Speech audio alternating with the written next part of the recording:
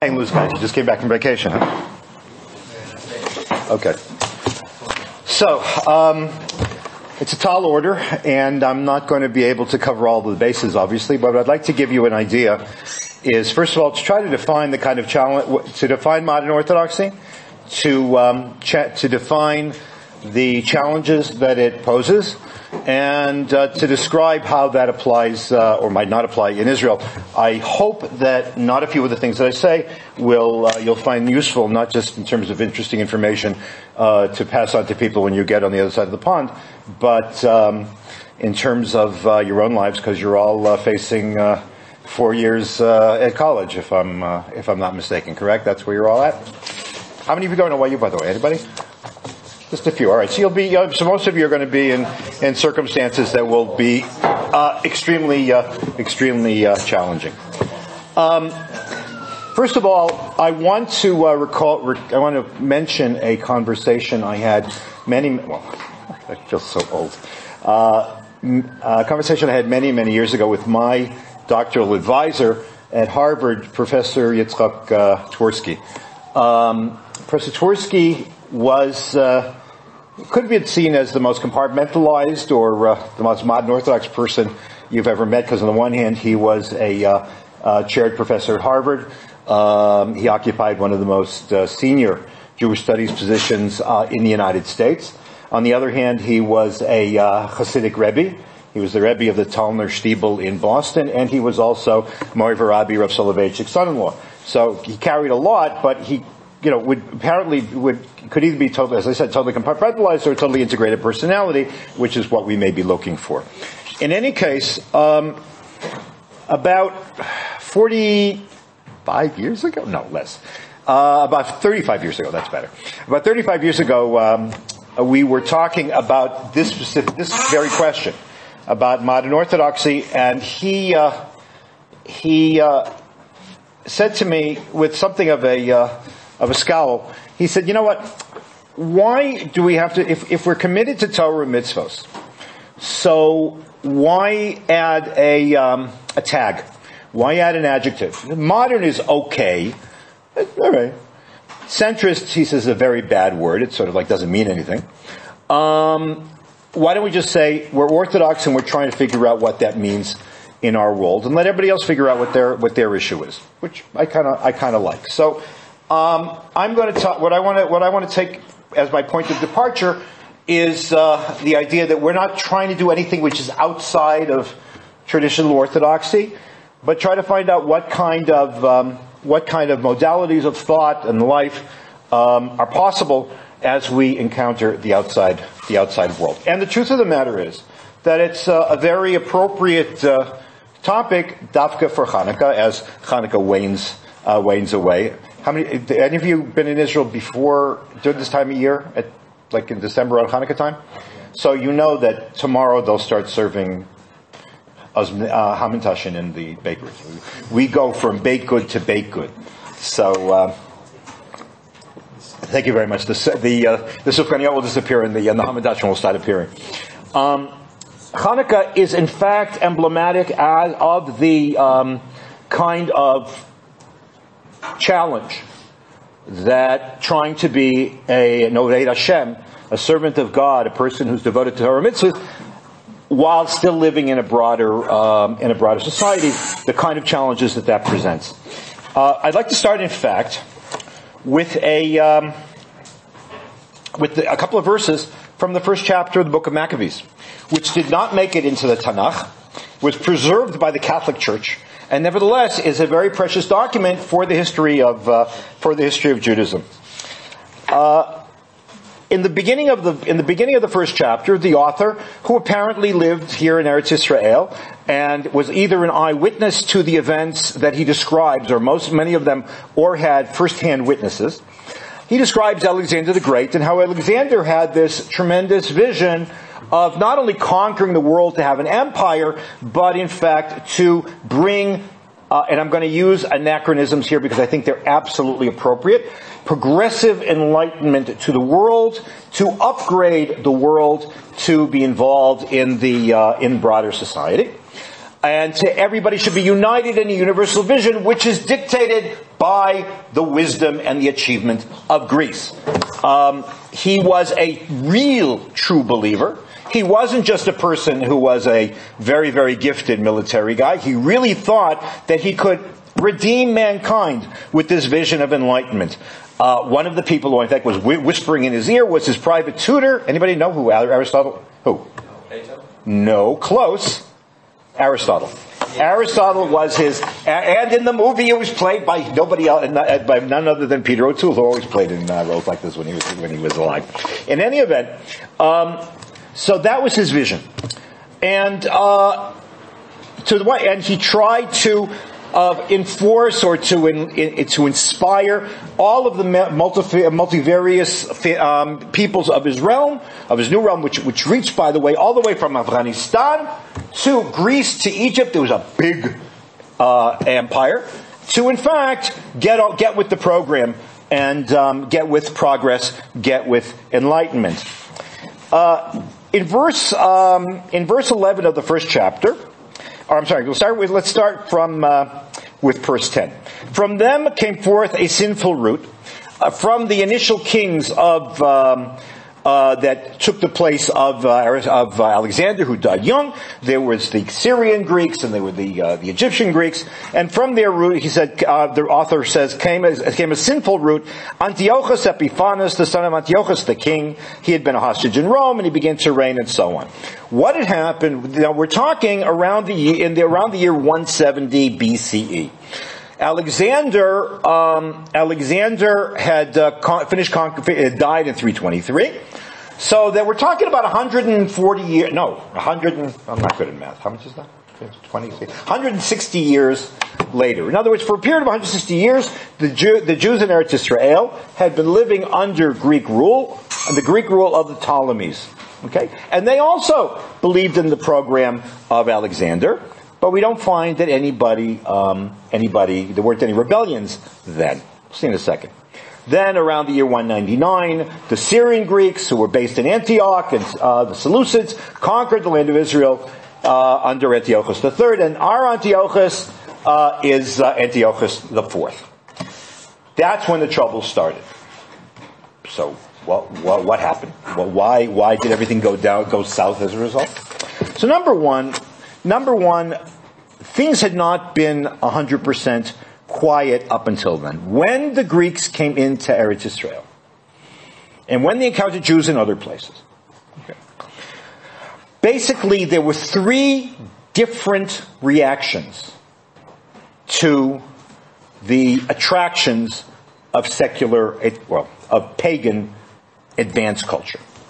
One was, I love it!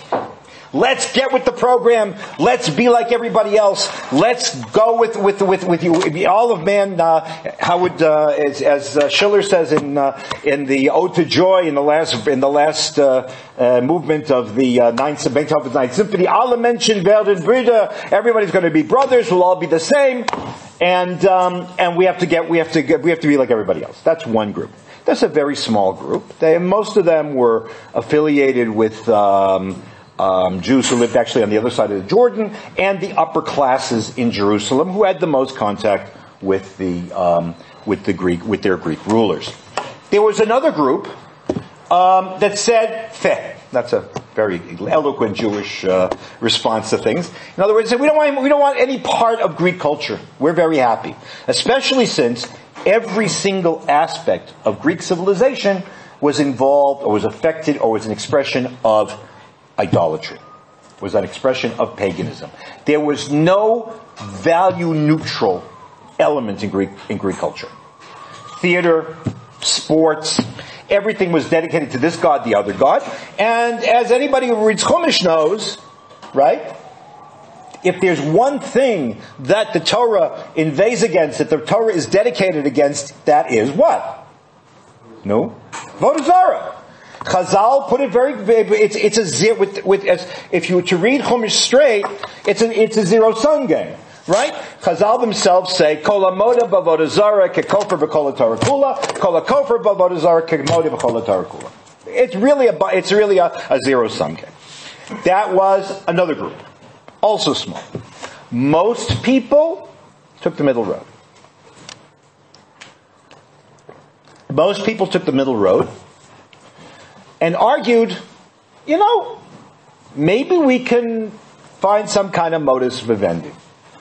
Perhaps we can admire and accept certain things that the Greek world has to offer, especially when it comes to science, especially when it comes to architecture, especially perhaps even when it comes to art. That's already a dicey issue.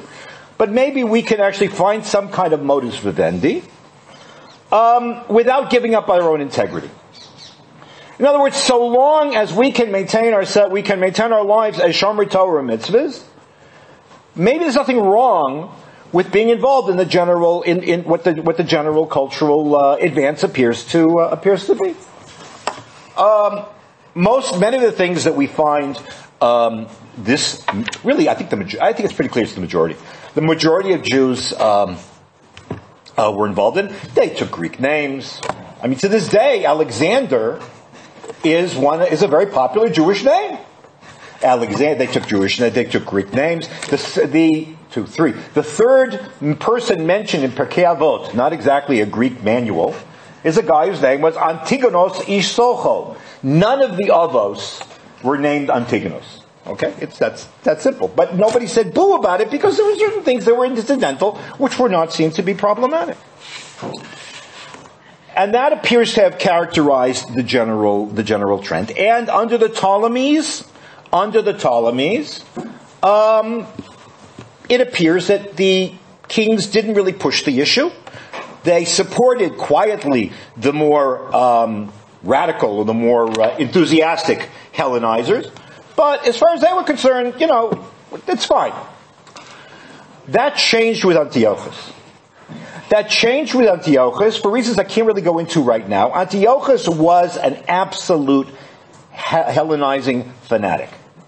He really, really thought that the only way to actually, first of all, to tie together the multivarious nations of his realm, but also because he had a vision of a world aligned with Greek ideals. And the truth of the matter is, the one people that was actually not standing in the way, but that actually contradicted everything he believed in was the Jews. Now, so he gave full force and support to the radicals, to the radical Hellenizers. Okay? And it's at that point in verse 11 that the author writes, "In those days lawless men came forth from Israel and misled many, saying, 'Let us go and make a covenant with the Gentiles around us, for since we separated from them, many evils have come upon us.'" Okay? So now let's take away the value judgment. These are principled Jews who say Jewish particularism is bad. Progressive values are good. The Torah is not progressive. And how did it express itself?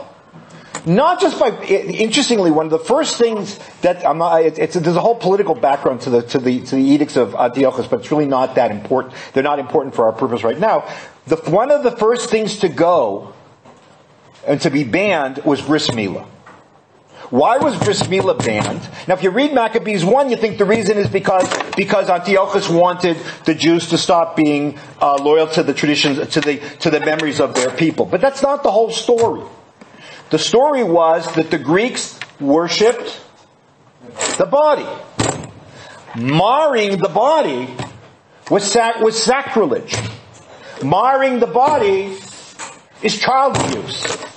Marring the body is an offense against the gods. And don't forget, the gods in Greece were made in the image of men. Anyways, there's a wonderful book which I bought for all my kids called Mythology by Edith Hamilton. And in her, it's the best review survey of Greek and Roman mythology that I know of. I mean, to this day, it's very, very old. It was very old when I bought it. But I think when I bought it in 1971, I think it was like 47,000th printing or something. But in her introduction, she says the Greeks made the gods in their own image. In other words, their gods were projections of their own ideals. If you want, like celebrities. In any event, the point was that these lawless men. All right, again, this is judgment call on the part of the author who was on the side of the Maccabees.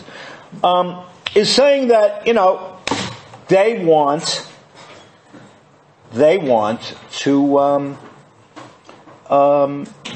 to be like everybody else. Particularism, ethnocentrism, national identity are bad. We are universalists. And we believe in the autonomy of the body and the beauty of the body, and no primitive God is going to tell us not to harm our bodies. In addition, the Jews were obnoxious. Why were the Jews obnoxious? Because pagan society, by definition, is tolerant. The minute you have more than one God, it really doesn't matter how many more you have. Okay? Yeah, and in fact, the nature of pagan society, and pagan not in the bad sense, in the sense of idolatrous society. Of idolatrous society is that, you have your gods, I have my gods, I'm okay, you're okay, you'll invite the Torah already says, why shouldn't you intermarry with non-Jews? Because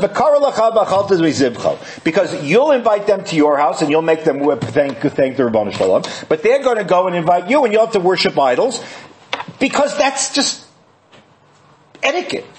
That's just derech eretz. In other words, and that's something you can't do. And pagans, if you read Roman and Greek writers on Jews, that's exactly how obnoxious of you. You won't worship, I'll worship your God. Well, that's very nice, but I can't worship yours. So the Antiochus saw this, Judaism as something which is sitting in his craw, which is preventing the homogenization of his empire when his empire was under threat from Rome. That's another story. Okay.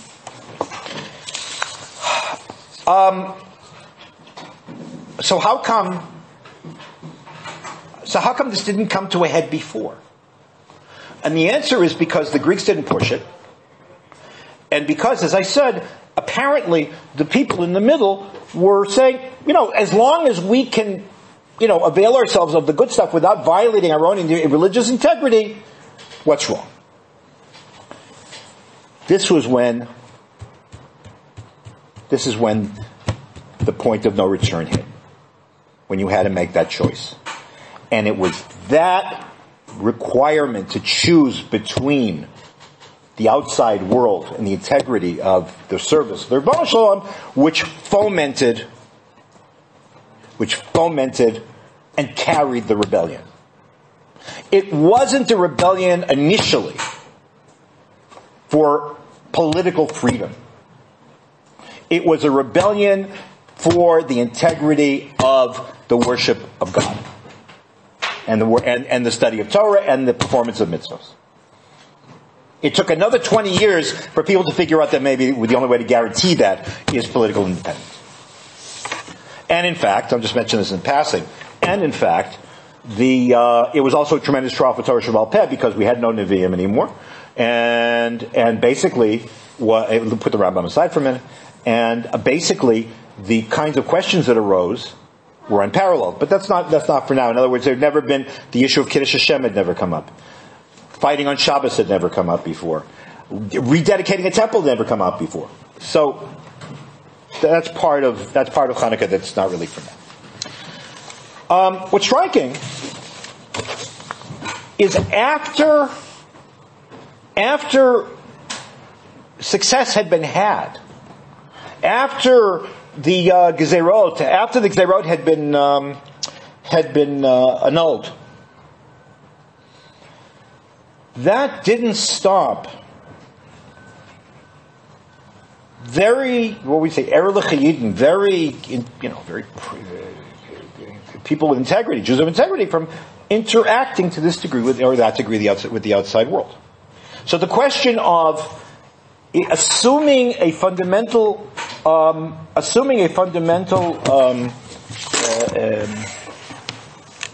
for my words actually, assuming a fundamental loyalty to Judaism, the question of to what degree do we interact with the outside world continued to occupy Jews from that time until today. To a significant degree, the dynamic and the questions are the same, whether we're interacting with medieval philosophy, if you're interacting with the Muslim world, if you're interacting with the Christian world, if you're interacting with modernity, you're interacting with postmodernity, the dynamic remains the same. And ultimately, how one goes about that is the question around how do we define modern Orthodoxy. Because ultimately, modern Orthodoxy doesn't mean something different. On the level of Shmirat Mitzvot, okay, I'm speaking now perhaps more as rabbi than as professor. The question of actual Shmirat Mitzvot, there should not be that much of a difference between a Haredi person who rejects every encounter with the outside world, a priori, and us, and those who would be open. On that level, there shouldn't be that much of a difference. I mean, what? Uniform? Okay, so uniform's a uniform. That's that's a sociological issue, not so much an issue of whether it's a kapat or kippah sruga. The broader question is, do we and how do we integrate with the outside world, or interact with the outside world? Okay. How that works is addressed on many occasions by the leading thinkers of our age. What I'm about to tell you is very much influenced by my teacher of Soloveitchik, Zatzal. Anything I say which is stupid, you should attribute to me. Anything I say is smart, you should attribute to him. But as I understood it, and the model, I think the person who laid out the model the best was indeed Maimonides. The point of departure, however, for everybody, consistently through the ages, until the 20th century, is the fundamental integrity and closed character of Jewish tradition. Let me explain what I mean. There are two ways of looking at the Torah and at looking at Jewish tradition.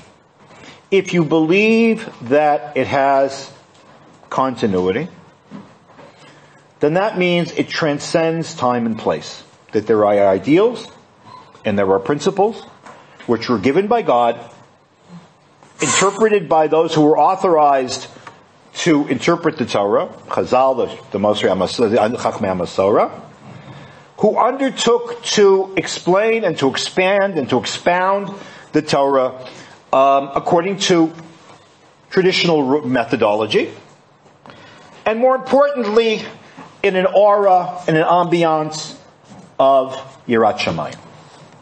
Okay? That doesn't mean the Torah is static, because unprecedented situations and new intellectual challenges arise. And therefore things might look differently. But they're ultimately, am I clear? There are variations on a theme. In other words, the major point here is continuity. Now that comes up. Now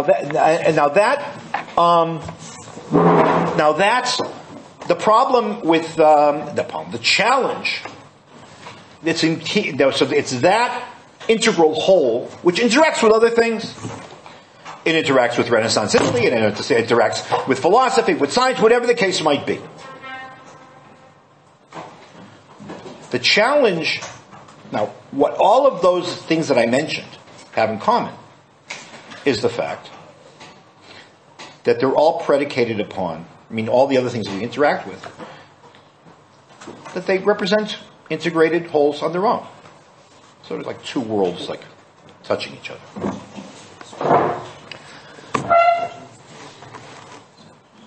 That was true in terms of modernity too. One of the reasons why in the 20th century and the late 19th century people thought you could be modern and be Orthodox was because there was a significant overlap, or people perceived that there was a significant overlap between outside culture and Torah. Okay. The problem today, or the challenge today, and this is true on both sides of the pond, is that culture that encompasses us does not believe in truth.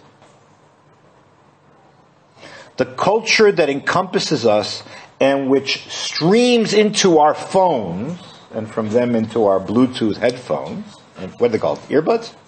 To our earbuds, does not believe in truth. It is fundamentally relativistic. It is fundamentally narcissistic. It assumes that individuals should not sacrifice anything for something outside of themselves. And also projects those ideas on everything that it interacts with, Torah inclusive. So, as a result, historicism becomes a major factor in the way that the outside world looks at us, and since we're affected by it. What's historicism? Anybody know?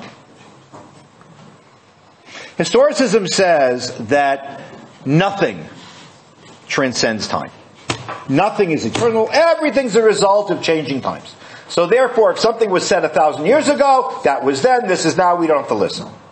You can apply that to whatever you want. All you have to do is let your minds go. Everything can be reduced to whatever happened 1,000,000 years ago. It doesn't apply to us anymore. Okay.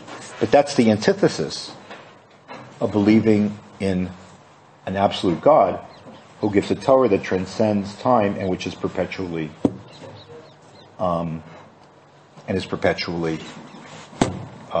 true. Modernity was less of a challenge because modernity was predicated on a belief in truth and in science and in morality and in stability and in okay, all right. So we're really talking about the question of, and I didn't want to start it with this way, but so I'm getting to it now only after 27 minutes, is a question of, is there such a thing as orthodoxy? Can orthodoxy live in a postmodern world, facing the things that we dealt with, that we're dealing with? When everything that we do, so much that the Torah stands for,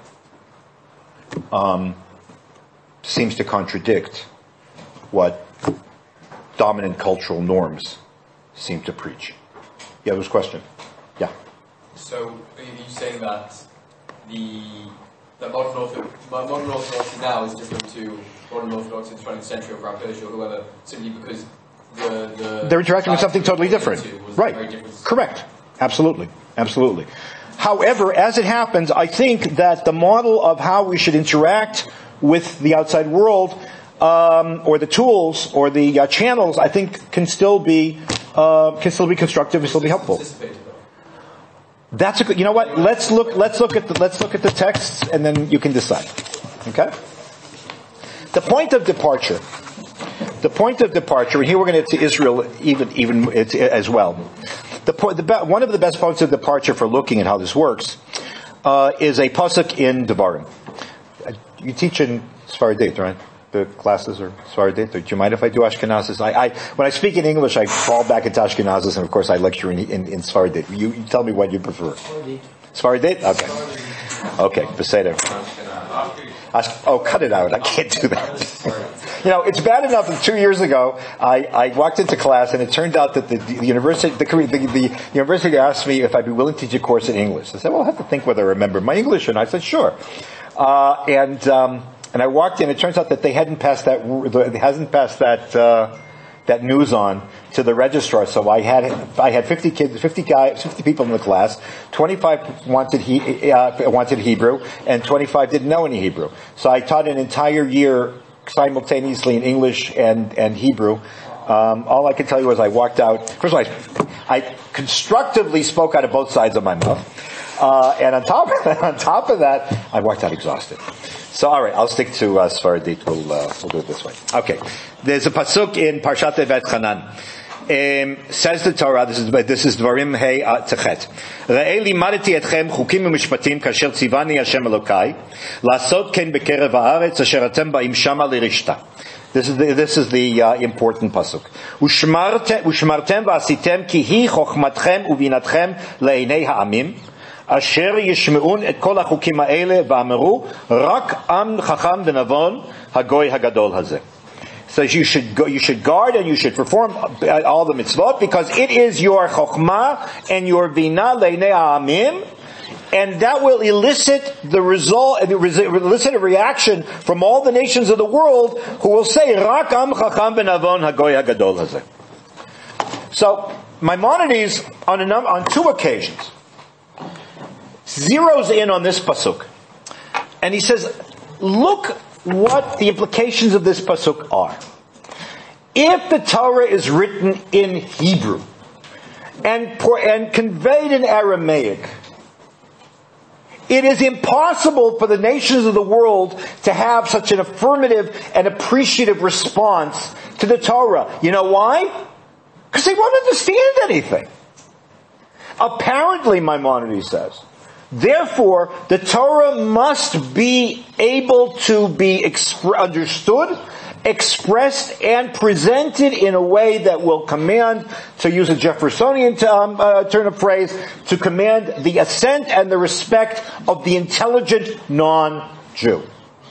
In other words, but in order to be able to do that, Jews have to be able to do that as well. In other words, Jews are obliged to be able to acquire the tools to, in other words, immerse themselves sufficiently in outside culture to be able to explain and to express the truths of the Torah in a fashion which will be comprehensible and appreciated by a non-Jewish intelligent interlocutor.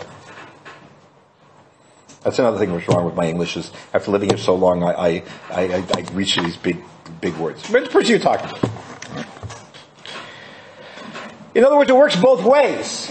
You must have in other words, to be able to communicate, you must have a common language.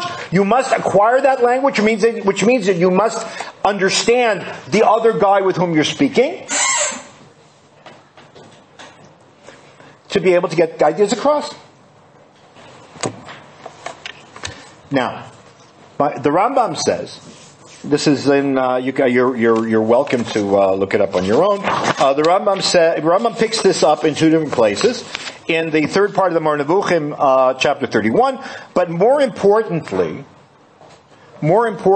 he picks it up in his introduction to the commentary on the Mishnah, to the commentary on Perek Chelik. I'm not going to go into the details of the passage, but he basically says this. He says, look, we are encountering a very, he's talking about Aristotelian and medieval science and philosophy. We are encountering a very sophisticated and attractive and intelligent outside culture. Some of the things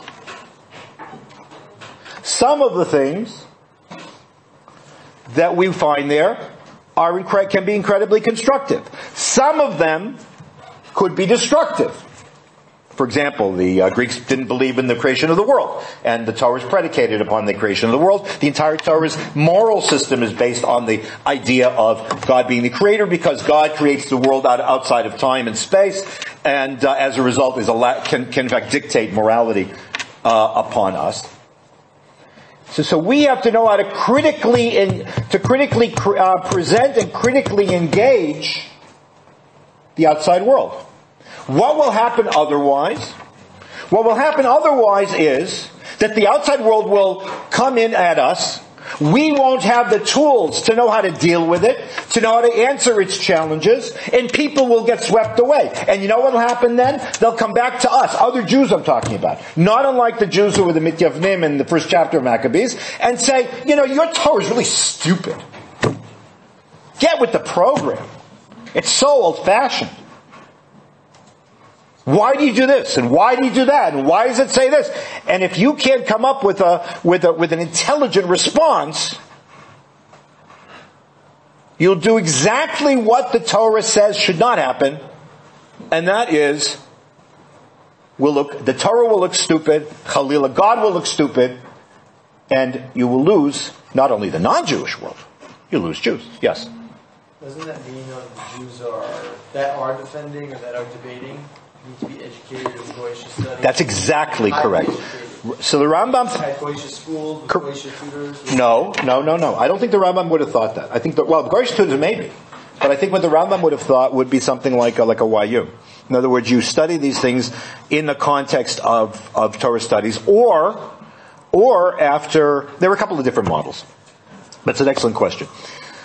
One possibility is before you... Listen, everybody goes out in the world. Okay? Whether you go out in the world before your BA or after your BA, you're going to encounter the world unless you're going to be a Sefer. Or I don't know, unless you're going to be a Tala salesman or open up, what's the name of the place on Flatbush Avenue? No, the supermarket. No. Pomegranate.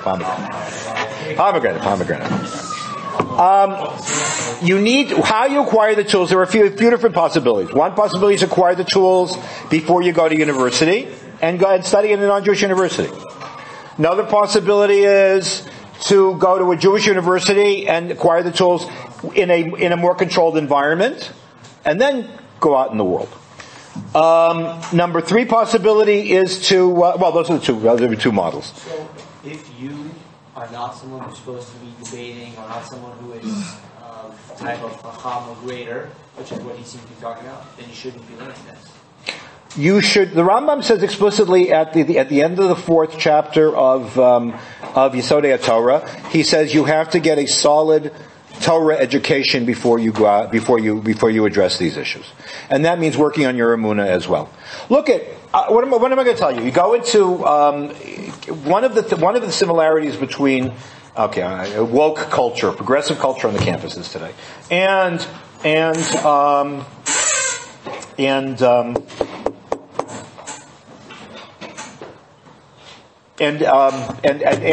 Hellenizing is that they were both missionizing. They were both very missionary, very aggressive, believing in themselves.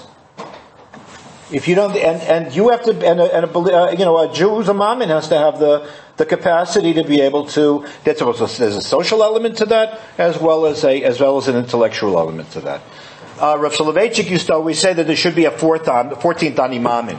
Ani mammon b'emunah shleima shezot haTorah yechola litmoded im kol etgar ve'etgar shi'aleh yakum. But you have to have the tools for that. Okay? Unfortunately, and here I will tell you that part of this is a problem on both sides of the Atlantic.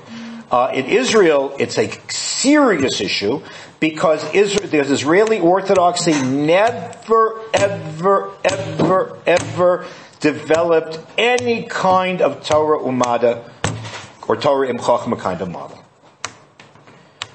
The rabbis, you can become a rabbi in Israel without having any secular education whatsoever, which means that you are totally incapable of responding to not just questions that are posed by people who know nothing, but even people that know something.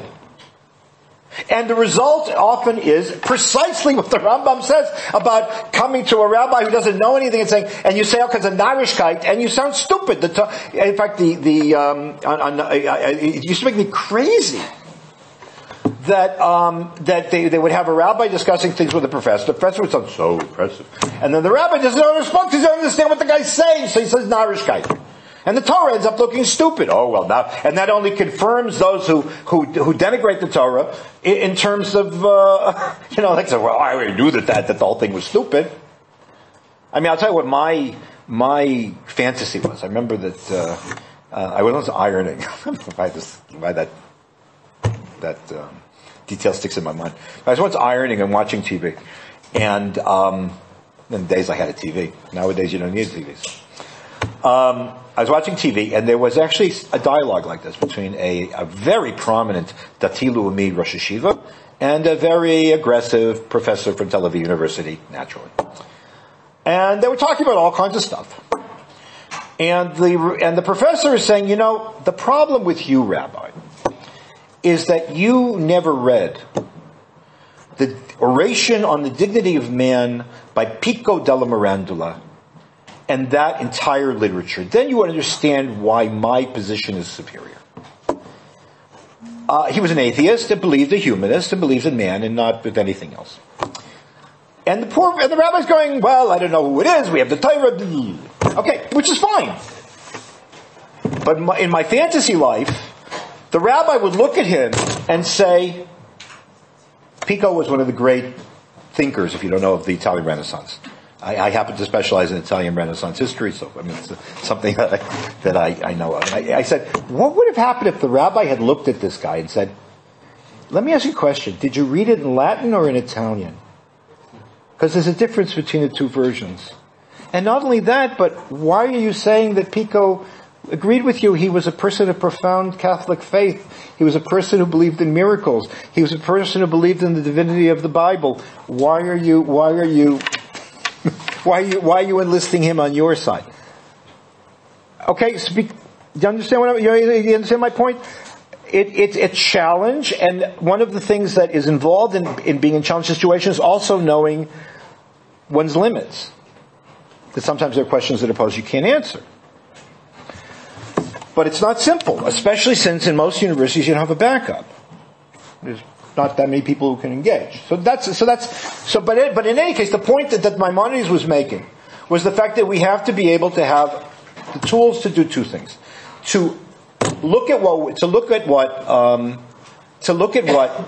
we are asked to encounter, challenges that are now new truths in society, and then to see, do they make sense? Do they not make sense? Can we accept them? Can we not accept them? Which leads us to the question of influence, to the question of areas where there seems to be absolute conflict between the two worlds. Now, as it happens, Dr. Lam Zichron Livracha used to define the various items on the modern Orthodox agenda. He was one that created the world centrist also, as basically being four different pieces. One, a positive attitude towards outside culture, but not uncritical engagement, acceptance of everything in the outside world. Two, advancement of the status of women. Number three, a commitment to the Jewish people as a whole. And number four, religious Zionism. Okay?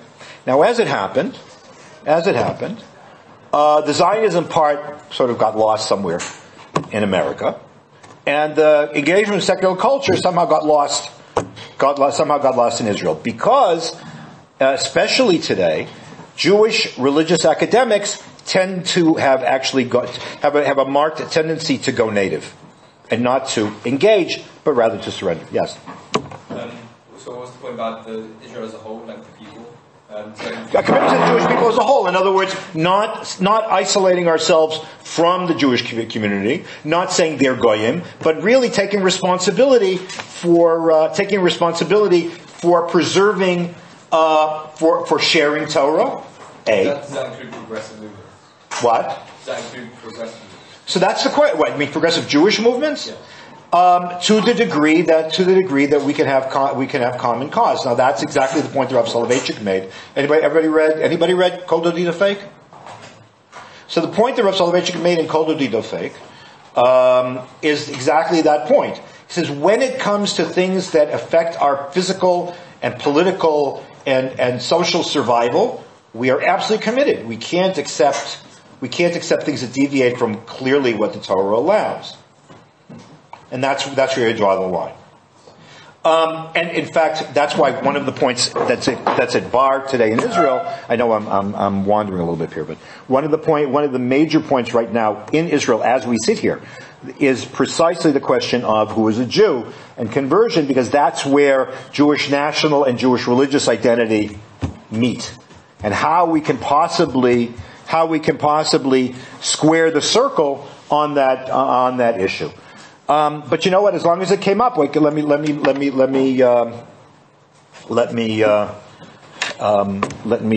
raise it.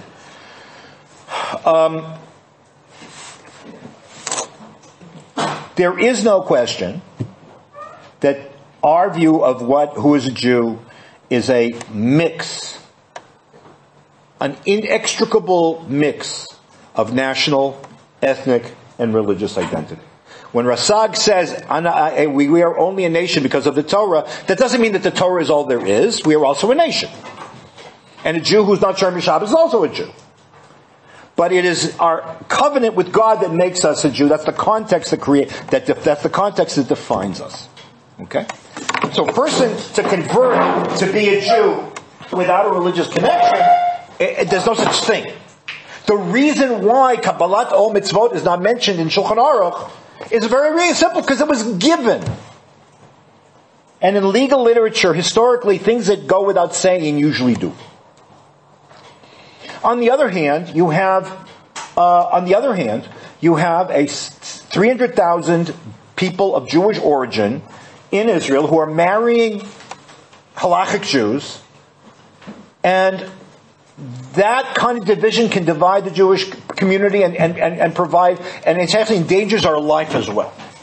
Because that kind of tribal unity is one of the things that we have going for us.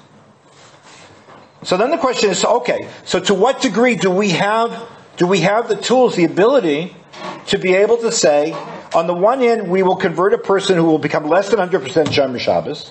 Not that it's a joke. A joke is really out of the way. But 100%, less than 100% Shomer Shabbos. In other words, can you convert a sinner, or a person who's going to be a sinner, in the interest of maintaining the integrity of the Jewish people as a whole? So that's exactly where we in the Haredim disagree. The Haredim say, no, if the person's not going to be a Shomer Shabbos, then what's the use? And yet there are other poskim who say, no, there are, like Chaim Ezer, who said, no, that's a possibility. I mean, it has to be a serious commitment, all kinds of other stuff. Okay? That's exactly where we would divide from, say, the Haredim. That's number one. Number two, on the question of how do we interact with issues that really seem, but there are issues in the outside today where we're in worse shape than American Orthodox Jews. Although I must tell you that it is my considered opinion, and I don't care if anybody says it quotes me. In fact, you can quote me. In my opinion, the entire modern Orthodox world in the United States and in Britain, despite Rabbi Sachs, Zechron Livracha's great attempts to rectify it, dropped the ball. In the sense that Rav Soloveitchik tried to create models of principled integration with the outside world, or interaction rather, with the outside world, to know what yes and what no.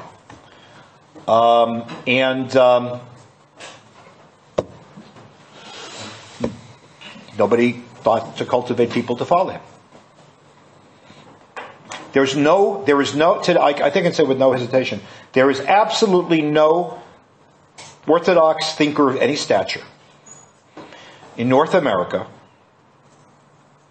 who is capable of or ready to respectfully, cogently, and effectively engage, embrace, and encounter and reject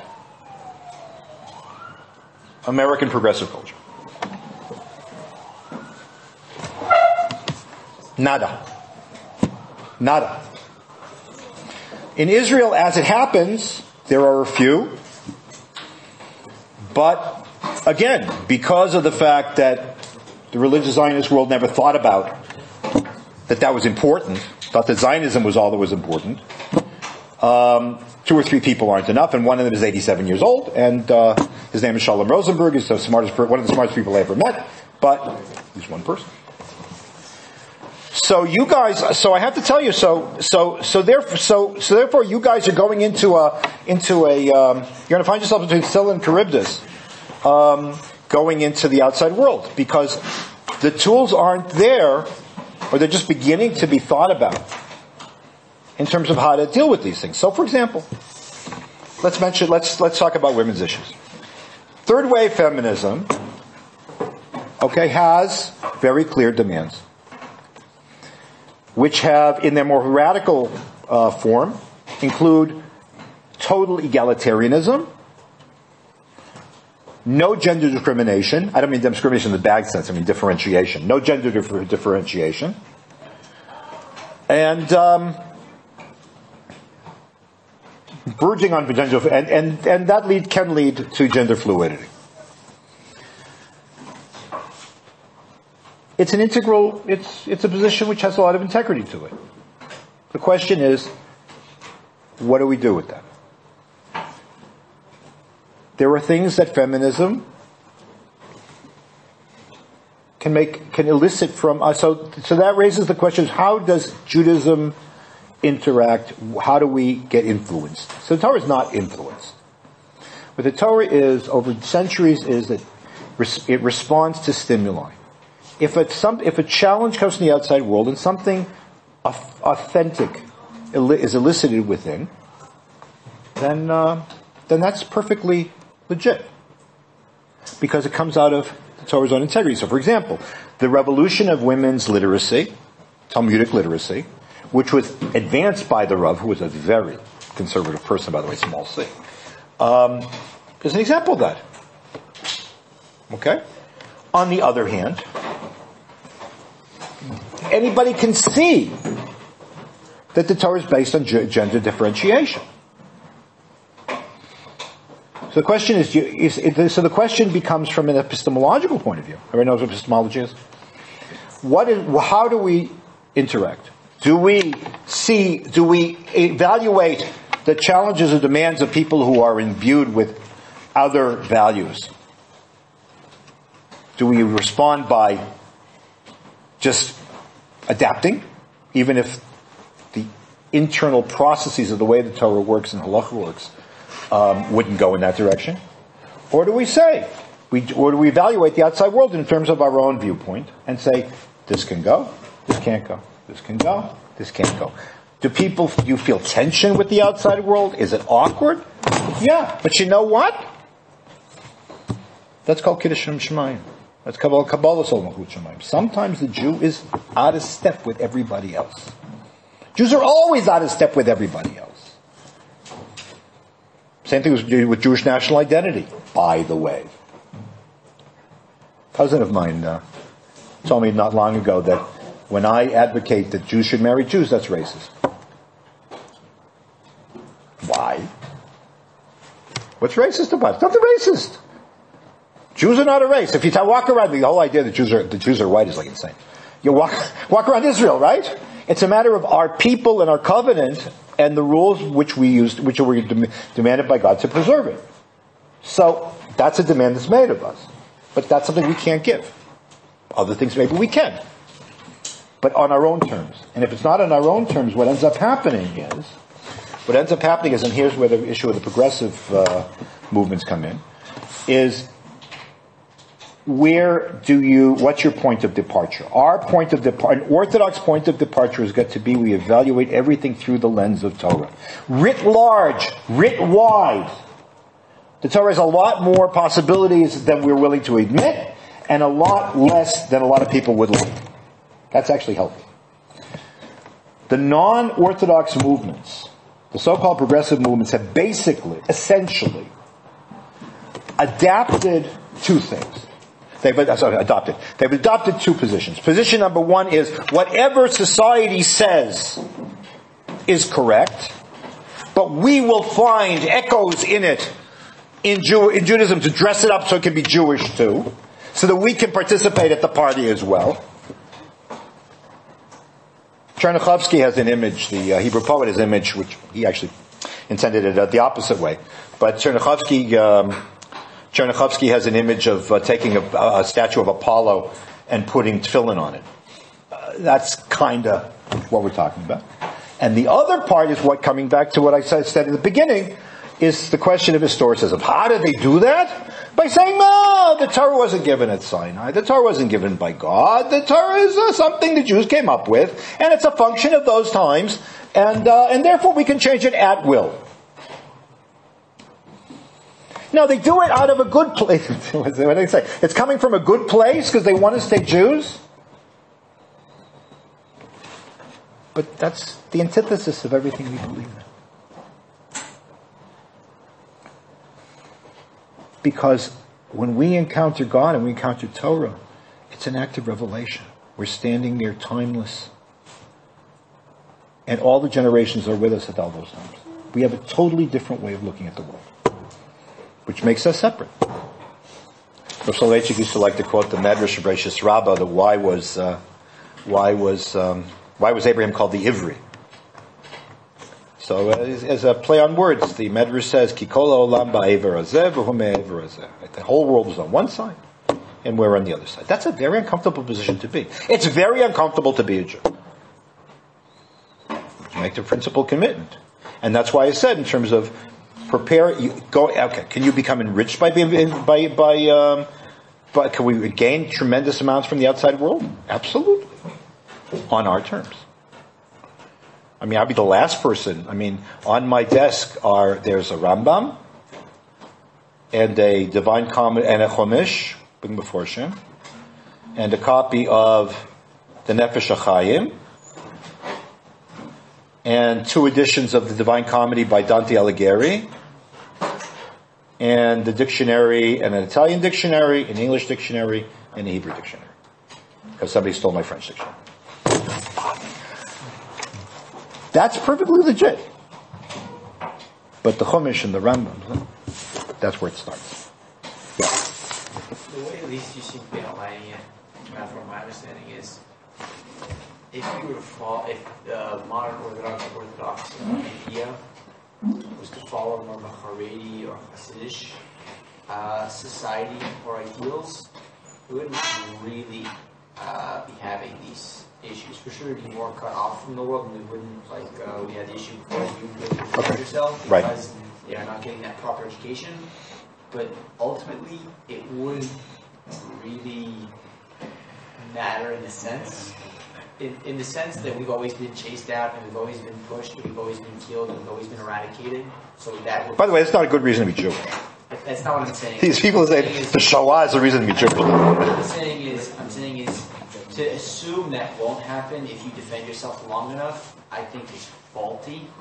And I think at that point it's just more important that we remain, which, like you said before, the generations past. I think that's more important, at least to me, because ultimately that is what keeps us. Okay, so I agree with you. I certainly agree with you. I would only add one thing. I don't think the Haredi model can maintain itself anymore. And the reason is very simple. This is the internet. Yeah. You can't, in other words, when some Sofer in the 19th century, and Reb Shamshon Farel Hirsch of all people, created the model of separation and segregation, you could really live a totally, perfectly good Jewish life, leaving out the outside world. You had your own papers, and you had your own this, and your own that, and you were fine. But the minute that the outside world comes in, you have to be able. You will absorb ideas and values and emotional responses. And by the way, popular entertainment, we're exposed to it, and they aren't. Is what I have to give them the credit. What Ben Shapiro calls primetime propaganda. It really is primetime propaganda. It's unbelievable. I mean, and Israeli TV does the same thing here, and that's why we're sort of behind the 8 ball. But you can't. So in other words, their challenge is that you can either be influenced unconsciously or engage, or find somebody else who'll help you engage. I just finished to read. I see your question. I just finished a book. Well, I couldn't. It was just too depressing. I think I got halfway through. By a professor at Fordham called Hidden Heretics, and it's about Haredim on the net, Hasidim basically, but mostly Sadmar Hasidim, interestingly, in Brooklyn, who are basically they're Marranos. They have been exposed to the outside world. They don't have the tools to engage. They lost their faith, but they don't want to lose their families. So they're living this double life because there was no way they didn't know how to keep things out, or they didn't know how to engage. So that option is of limited value. There was a question over here. Yeah. How do we engage with the cases where sometimes, like, some Zionist positions could be seen as Hilul Hashem in the eyes of, like... Want to give me an example?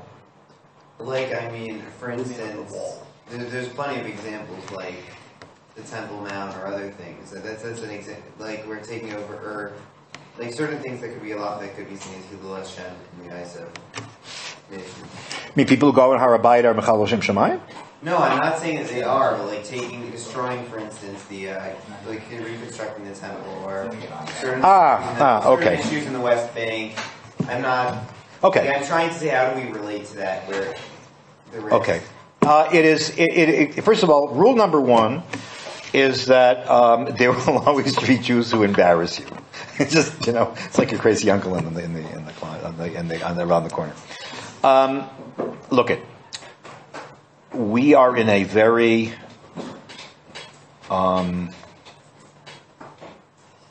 sensitive situation here. There are. Okay, I should be transparent here. I go to Har HaBayit. I believe. No, I don't say. No. Let me explain to you. So let me explain what's going on. So those who argue that for the rebuilding of the temple, like right now, are misadvised. I think they're mistaken. I think that that's not what we should be aiming for, and I think that we should know when to talk and when not to talk. Because there are enough forces, enough sectors that are more than willing to take to blow out of proportion the significance of what a person might say and cause a chilul Hashem. I think that's definitely true. Things that go on in Yudav Shomron,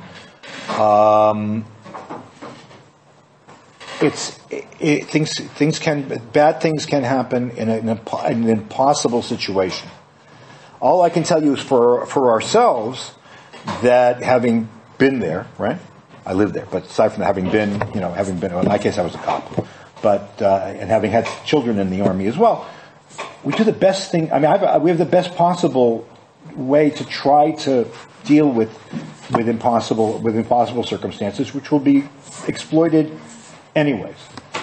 It is also true that one of the things that we don't take into consideration, this is another talk, is the fact that we are engaged in a intra-civilizational conflict with another civilization which denies our very right to exist.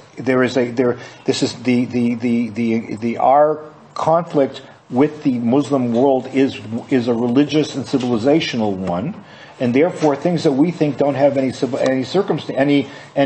significance except for being just normal can be taken as being terrible chilul Hashem and a terrible desecration of somebody else's sacra. When a Jew goes and davens in Marat HaMachpelah, that is considered to be a desecration of the mosque. We don't see it that way, but it's a binary game with them. Now, as it happens, there might be a shift going on in the world as a result of the Abraham Accords. That would be a wonderful thing. But that's also a factor in these things. But of course, we have to always assume and know that anything that we do will be blamed on all the Jews and will be taken out of context.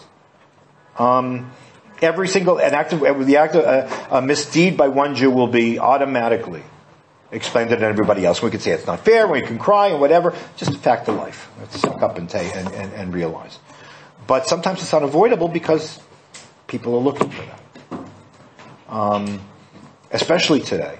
I mean, 2 days ago there was a situation where a guy was walking to the Kotel. He was stabbed, and the attacker was taken up by the border police.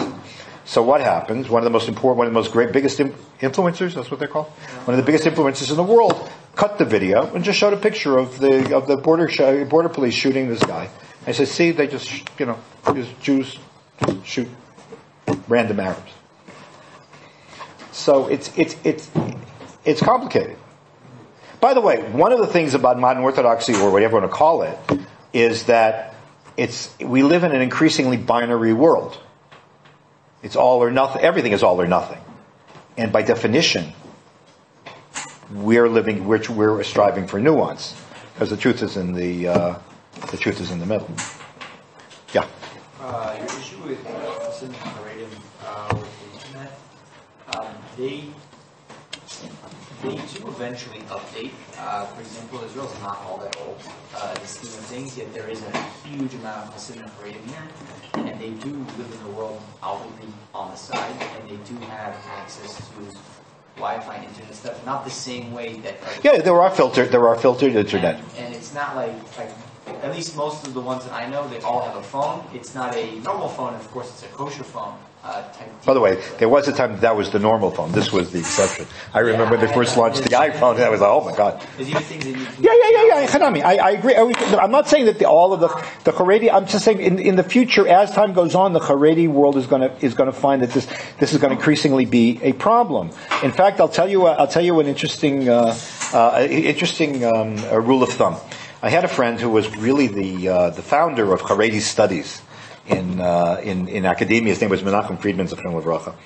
And he once said that you can always tell how bad a problem is in the Haredi world by the size of the letters that they use on the street signs, in which they're bemoaning something that happened. So if there's a small ad, then it's a problem.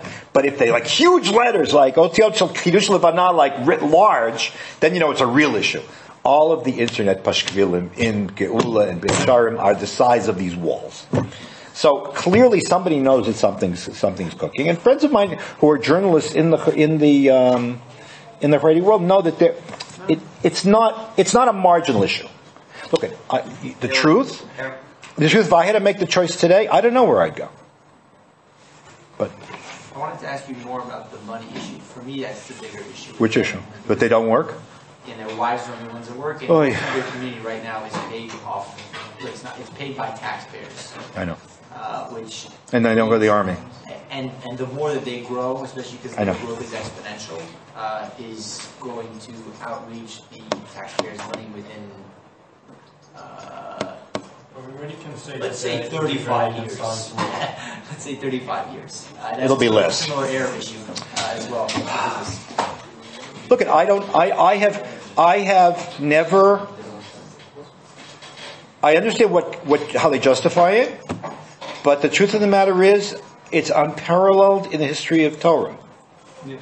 That there should be a culture that's based on poverty, on the sanctification of poverty is to me, there's a distortion here because there's an entire, in both in Eastern European and certainly in Mizrahi Judaism, you made a living. You worked. Rabbi Chaim Sabato, who's the Rosh Hashiva of in Bekat Moshe in Malei Dumim, he has a wonderful. Everything he writes is wonderful, and if you can read him in Hebrew, you should read him in Hebrew because it's like his Hebrew is intoxicatingly beautiful. But in his first book, which is called Aleppo Tales, or Eretz Emet Be'eretz Titzmach, because Eretz is Aram Tsova, which is Aleppo. He writes about life in his grandfather's time. His grandfather was Chacham Shweka, was a famous Chacham. That the entire community they'd go to bed and they get up at midnight, and the entire community would learn from 12 to 5 in the morning. They daven and they go to work. And Chacham Shweka was an amazing Talmud Chacham, and he wasn't the only one. Chaleb was known for its Talmidei Chachamim, but you know what? You earned a living. That was part of the deal. So they didn't learn the same way that European, most, at least to my understanding, Sephardim were mainly halacha, and then once they were able to have a complete understanding, then they kind of moved only because there's a fundamental machloket that's been going on since the Middle Ages between Ashkenazim and Sephardim as to what the function of Talmud Torah is. This goes all the way back to the Rambam and the Rif, and this is not a new thing. That the function of learning Gemara is to learn the halacha, as Rav Ovadia Yosef Zatzal says, it's always lasukek shmatet al